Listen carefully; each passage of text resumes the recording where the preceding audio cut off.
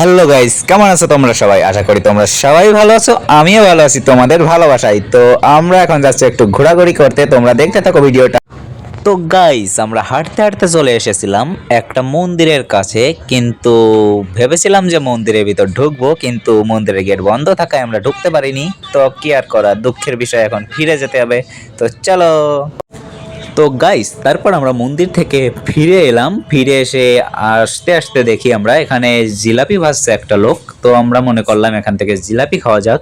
আর দেখো তোমরা, যে ইনি জিলাপিটা কত সুন্দরভাবে বানাচ্ছে, দেখেই মনে হচ্ছে জিলাপিটা খুব টেস্টি হবে খেতে। তারপর আমরা ভাবলাম এখান থেকে জিলাপি খাবো। তো আমরা এখানে দাঁড়িয়ে আছি জিলাপি খাওয়ার জন্য। তো তোমরা দেখতে থাকো ভিডিওটা, কত সুন্দরভাবে সে জিলাপিটা তৈরি করছে। তো আর আমার সঙ্গে ছিল এক দাদা, ছিল পাশে, আর ফ্রেন্ড ছিল। তো তোমরা দেখতে থাকো। তোমরা দেখো ইনি কত সুন্দরভাবে জিলাপিটা তৈরি করছে। তো তোমরা দেখতে থাকো ভিডিওটা, আর আমি ভিডিওটা কন্টিনিউ করতে থাকি।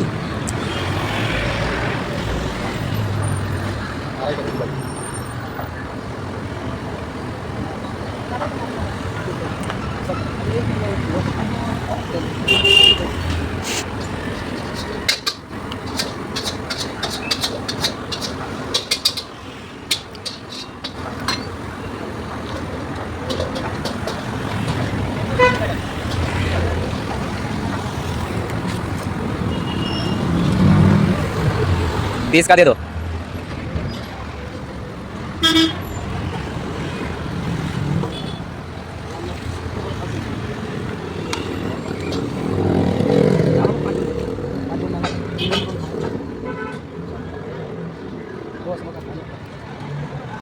তো বন্ধুরা, তারপর জিলাপি তৈরি হয়ে যাওয়ার পর আমরা জিলাপি খেতে লাগলাম। তো কি আর বলবো বন্ধুরা, জিলাপিটা খেতে কিন্তু সেই টেস্টি ছিল। তোমরাও চাইলে আসতে পারো এই জিলাপি খেতে।